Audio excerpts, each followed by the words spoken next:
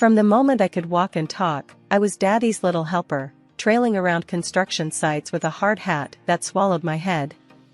My father, John Armstrong, built his empire from scratch, Armstrong Constructions, and expected me to follow in his footsteps. Not that I minded, the world of blueprints and concrete was as much a part of me as my own skin. Working in Dad's company wasn't just a job, it was my entire life. Relationships? They never quite fit into my schedule. Besides, I had Lucy, my best friend since kindergarten. Lucy was the polar opposite of me, where I saw lines and angles, she saw Friday night dates and flirty dresses. "Anna, you need to get out more," Lucy would laugh, flipping her hair, which was always some shade of the rainbow. Not all men are as boring as concrete. I just shook my head, focused on my spreadsheets and client meetings, until Michael showed up. He transferred from the Atlanta branch as a manager. I remember the first day he walked into the office. He had this easy smile and a way of making everyone feel like they were the most important person in the room. "Anna Armstrong, I've heard a lot about you. All good things, I promise," he said, extending his hand. His grip was firm, confident. "Doubt that. If they told you I'm a pushover, they lied," I replied, raising an eyebrow. He laughed, a genuine, head-back sound. "I guess I'll have to find out for myself." It didn't take long for his charm to work on me. Coffee breaks turned into dinner dates. Dinner dates turned into late nights talking about everything and nothing. Michael wasn't like the guys Lucy dated. He was persistent but respectful, ambitious but grounded. It was refreshing. Terrifying, too, how fast I fell for him.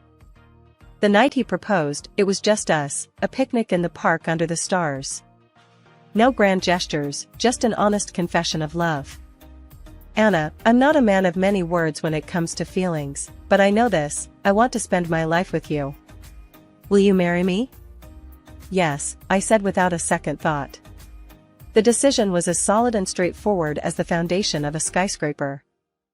The morning of my wedding felt like any other day, except for the knot in my stomach and the bouquet of white roses shaking in my hands. "Can't believe I'm doing this," I muttered to myself, staring at my reflection. The girl in the mirror looked like a bride, all dressed in white, but her eyes were wide, like she was about to step off a cliff. "Hey, you look like you're going to a funeral, not your own wedding," Lucy teased, bustling into the room with a bag of makeup and a grin. "Let's add some color to those cheeks." I rolled my eyes, but let her dab my face with powder and paint. "Don't make me look like a clown, okay? It's just Michael out there, not the royal family." Lucy laughed, her hands expertly moving brushes and liners. "Trust me, by the time I'm done with you, Michael's going to fall in love all over again."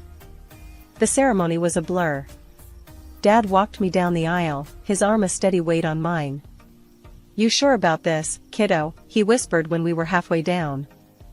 I squeezed his arm. "Yeah, Dad. I'm sure." Michael was waiting at the altar, his smile wide and sure. It anchored me, made my steps lighter. The vows were simple, words I'd heard 100 times in movies and at friends' weddings, but they felt different coming from my lips, promising forever to the man in front of me. Sarah, Michael's sister, came with her 2 little ones, thanking me for making her brother the happiest man alive. "I don't know how you did it, taming my wild brother," she joked as we watched Michael dancing with some of our nieces and nephews. "Just had to use the right bait," I quipped, watching him with a mixture of adoration and amusement. The next few weeks were a whirlwind of thank you cards and unwrapping gifts. But the biggest change was Michael's idea that I should quit my job and focus on us, on our home. It sounded so old-fashioned, and nothing like the life I'd envisioned for myself. "You really think I should quit?" I asked one evening, the brochures for new kitchen counters spread on the table between us. "Yeah, babe. Look, you've been at your dad's beck and call since you were a kid. It's time for us now," he said, his hand covering mine. I chewed my lip, looking down at our entwined fingers. "And if I hate it? If I'm a terrible housewife?" He chuckled, squeezing my hand. "Then you go back to work, and we hire a maid. But I've got a feeling you're gonna be great at this." So, I gave my notice at the company. Dad was surprised, but supportive. The last day at the office was bittersweet. I packed up my desk, my heart heavy but hopeful. Maybe Michael was right. Maybe it was time for a new chapter. That night, as I tried a new recipe for dinner, burning the garlic and undercooking the pasta, Michael wrapped his arms around me from behind. "Smells good," he lied, kissing my cheek. I leaned back into him, the familiar fear of change nagging at me. But there was also excitement, a thrill of stepping into the unknown. "We'll see," I said, hoping my new role as a housewife would feel as right as my old one had. 3 years into our marriage, and life had found a rhythm, sort of like the ticking of the clock in our kitchen, steady, predictable, but sometimes, a bit too silent. Michael had scored a big promotion at the company, thanks to Dad. The pay was good, really good. We should have been on top of the world, dreaming up nursery colors and picking out baby names. But the baby part, well, it just wasn't happening. I had seen doctors, had tests done, and everything came back normal. "Just give it time," the doctor told me, flashing a smile that was probably meant to be comforting. So, I waited, filling my days with projects around the house, turning our home into something out of a magazine. During this time, Lucy dropped a bomb. She was pregnant. The news hit me hard, though I masked my shock with a smile. "That's amazing, Luce. Who's the dad?" I asked, trying to keep my voice light. She shifted uncomfortably, avoiding my gaze. "Oh, you don't know him. Just, someone I met." She quickly changed the subject. A few months later, she had a baby boy. I got her a nice gift, something chic yet practical, a designer baby bag. "You're a lifesaver, Anna," she said, hugging me with one arm while cradling her son in the other. Meanwhile, Michael started spending more weekends at his sister Sarah's place. He said she needed help with the kids since she was doing it all alone. "I just want to make sure they're okay," he explained one Friday as he packed a small overnight bag. "Maybe I could come with you? Help out a bit?" I suggested. Sarah was family, after all, and I liked playing aunt. No, he brushed off my offer with a quick wave of his hand. "It's a lot of chaos with the kids. I don't want to drag you into it. I'll manage." So, I started buying little gifts for the kids, books, games, things to keep them busy. "Send these along with you," I'd say, handing over the toys. Michael would smile, thank me, and head off. But the doubts began creeping in. Little things at first.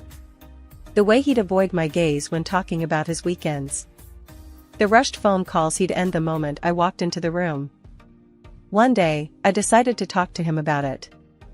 I waited for him in the living room, rehearsing what I would say. When he walked in, looking tired, my heart softened a bit, but I pressed on. "Michael, are you sure everything's okay with Sarah and the kids?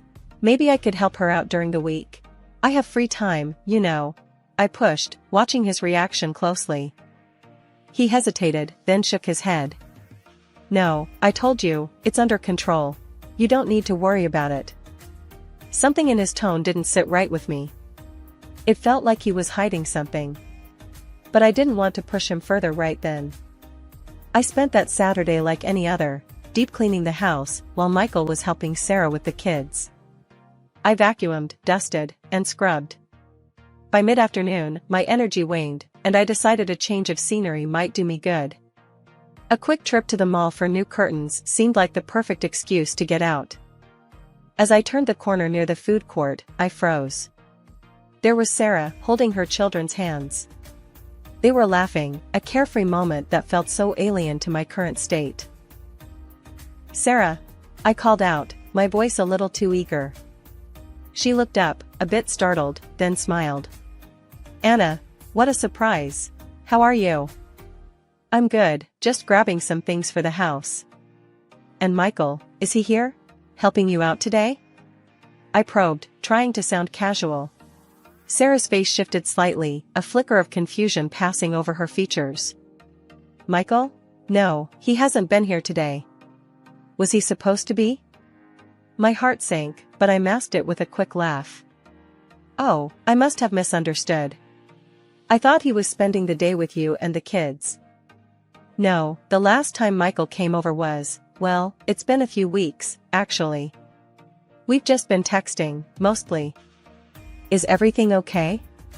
Sarah asked, now looking concerned. Yeah, everything's fine. Just mix-ups, you know? I replied, my mind racing. Well, I better keep shopping. Those curtains won't pick themselves. Sure, let me know if you want to grab a coffee or something, Sarah said, as we parted ways. I nodded, but as soon as she was out of sight, my legs carried me quickly away, my heart pounding in my chest. Michael had lied. He wasn't with Sarah, he hadn't been for weeks. The realization hit me like a slap in the face. Where was he, then? And why lie about it? The house was quiet when I got back, too quiet, echoing with the loud doubts now filling my head. I threw my keys on the table and sank into a chair. My hands trembled slightly as I took out my phone. I needed answers, and there was only one way to get them. I dialed Michael's number, my fingers numb and cold. He picked up after the second ring. Hey babe, he answered, his voice cheerful. What's up? I swallowed hard, trying to keep my voice steady. Where are you? I'm at Sarah's, helping her out. You know, the usual chaos, he replied, a hint of strain now audible behind his casual tone. In the background, I could hear the unmistakable sound of children laughing. My grip on the phone tightened. Sounds like you're having fun, I said, trying to sound nonchalant. Yeah, Sarah had to run some errands. Left me in charge of the fort, he chuckled, and more laughter echoed behind him. The lie was so blatant, so effortless. I felt a cold shiver run down my spine. Sarah wasn't running errands, I had just seen her, relaxed and shopping, not a care in the world. Okay, take care then, I said quietly, my throat tight. Love you, he said quickly, and before I could respond, he had hung up. I sat there alone, the silence of the house suffocating me, tears rolling down my cheeks.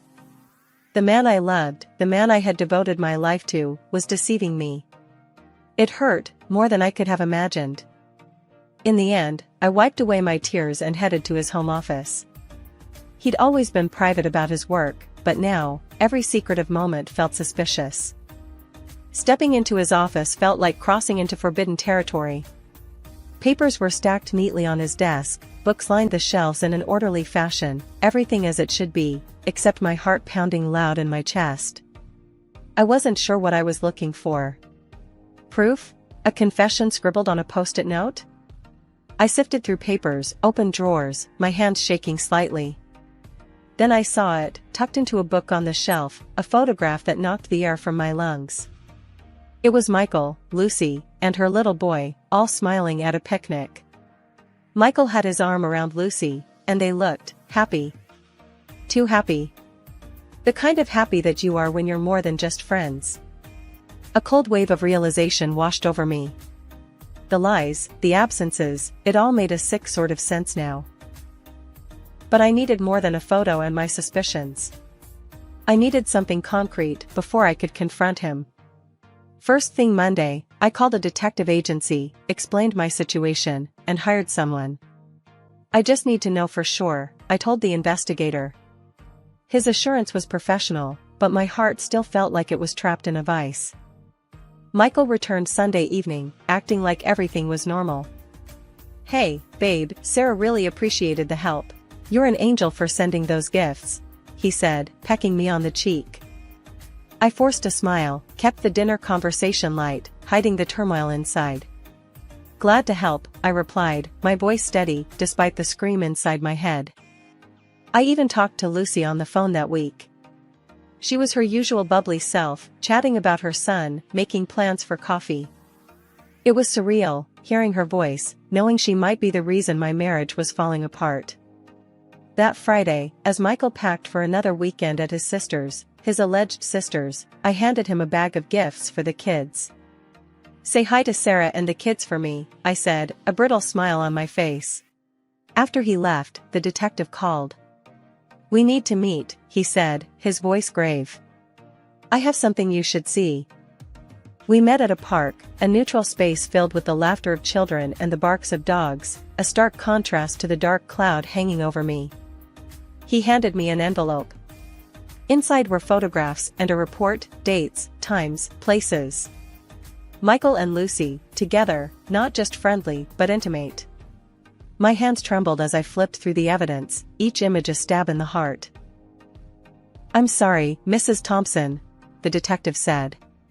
His face was a mask of professionalism, but his eyes were kind. "If there's anything else we can do." I shook my head, folding the envelope closed. "No, it's more than enough." The first thing I did was pack all of Michael's belongings. Every shirt, every pair of shoes, every scrap of him that lingered in our shared spaces, I boxed up methodically. It was mechanical, each fold away my pain. Once everything was packed, I didn't just leave it by the door or throw it out, I sent it all to Lucy's place. Let her deal with the mess she helped create. I called the courier, my voice calm, my instructions clear. Next, I changed the locks. No more would Michael walk freely through these doors as if he hadn't torn our life apart. This symbolic gesture felt like sealing off my heart from further damage. With the house now feeling less like ours and more like my own, I drove to my parents' house. My parents were shocked as I told them everything, the affair, the lies, the duplicity. Dad, usually so calm and composed, grew visibly angry. "You need to divorce him, Anna. No second chances," he said sternly, his disappointment in Michael palpable. I nodded, the resolve settling in. I had already filled out the divorce papers, each line a nail in the coffin of my marriage. As evening fell, my phone started buzzing. Calls from Michael. Texts. Voicemails. I ignored them all. Lucy also tried to reach out, her messages a mix of confusion and panic. I silenced my phone, unwilling to hear their excuses or lies. Late in the evening, a car pulled up. I watched from the window as Michael stepped out. He walked up to the front door and rang the bell. When I opened the door, Michael's face was a mix of confusion and anger. "Anna, why did you send all my stuff to Lucy? What's going on?" His feigned ignorance fueled my anger. I smiled, cold and hard. "And how do you know your stuff is with Lucy? Weren't you supposed to be at your sister's?" The color drained from his face as he realized the trap he'd walked into. My father stepped forward, his presence formidable. "I trusted you," Dad said, his voice thunderous. "I was going to make you my successor, and you repay me by cheating on my daughter?" Michael stumbled backward slightly, as if the words were physical blows. "I'm sorry, I made a mistake." "It meant nothing, I swear." I scoffed. "It meant nothing? You destroyed our marriage for something that meant nothing?" "I didn't mean for any of this to happen," Michael pleaded, falling to his knees. "Please, Anna, I can fix this." I stepped forward, the divorce papers in hand. "Here," I said, thrusting the papers toward him. "I want you gone. From my life, from my house, and from my father's company." Michael took the papers, his hands shaking. He looked up at me, eyes brimming with tears, but I felt nothing but revulsion. Dad turned to him, his final words cutting through the tense air. "You're fired. And expect a call from my lawyer. We'll be seeking every penny back for what you've done." Michael, defeated and broken, slowly got to his feet and walked away, his future as shattered as the life he left behind. I watched him go, feeling a mix of relief and pain. The chapter of my life involving Michael was closed. A few days after the confrontation, my phone rang. The number was familiar, too familiar. It was Lucy. I hesitated but answered, steeling myself for the conversation. "Anna, why did I get a request for financial compensation in the mail?" Lucy's voice was tense, a mix of confusion and anger. "I'm suing you for the damage you caused by having an affair with my husband," I said, my voice calm but firm. "Anna, come on, you have to understand, I never meant to hurt you," she started, her voice shaky. "I don't need your excuses, Lucy. You knew exactly what you were doing," I interrupted, not willing to hear her justify her actions. Lucy's tone shifted, the desperation clear in her voice. You have everything, Anna. I've always been in your shadow, struggling, while everything was handed to you. Can't you feel sorry for me, just this once? I can't, Lucy. Not for this. You crossed a line, I replied, my resolve hardening. She let out a bitter laugh. I always envied you, Anna. Your perfect life, your perfect job. I thought maybe for once I could have something that made me feel worth something too. That didn't give you the right to destroy my marriage, I said coldly, feeling the old pain mixed with fresh anger. Later that week, my lawyer called to discuss Michael's latest move. He's asking for mediation to settle the divorce terms, Anna. It would avoid a trial, keep things less public, he explained. After a moment of thought, I agreed. The day of the mediation, I walked into the lawyer's office, every step firm, my heart guarded behind a wall of icy determination. Michael was already there, looking worn and remorseful. I didn't buy it for a second. As we sat down, Michael's lawyer laid out their terms. It was almost laughable, how little he thought he could get away with giving up. No, I said simply, meeting Michael's gaze for the first time that day. He'll also pay for the damage caused. And he will renounce any claims to my father's company and my properties. After hours of negotiation, pushed by his lawyer, Michael agreed. He would compensate me financially for the betrayal and cover the legal demands against Lucy. He also formally renounced all claims to any part of my family's assets. As the final papers were signed, a weight lifted off my shoulders. The money wasn't a salve for the betrayal, but it was accountability, something Michael had to recognize and feel. I hope you find what you're looking for, Michael, I said as we parted, not sure if I meant it. I'm sorry, Anna. Truly, he replied, his voice low. It's been a few months since the dust settled on my divorce. I heard through the grapevine that Michael remarried quickly, Lucy, of all people. But that union crumbled faster than it formed when he found out her son wasn't his. Turns out, Lucy was already pregnant when she decided to weave her web around Michael. Now, she's struggling, raising the kid on her own, scrambling to make ends meet. As for Michael, his career never recovered. He bounces around, picking up whatever work he can find. Last I heard, he was doing some low-end jobs, nothing that would ever match up to the life we had planned together. As for me, I threw myself into my work. One crisp morning, I was early at the office, the first to arrive as usual. That's when my dad came in, his steps echoing in the empty hallway. Morning, Anna, he greeted, his voice breaking through my concentration. Morning, Dad, I replied, minimizing the spreadsheets on my screen. What brings you in so early? He walked over to my desk, a serious look on his face that told me he meant business.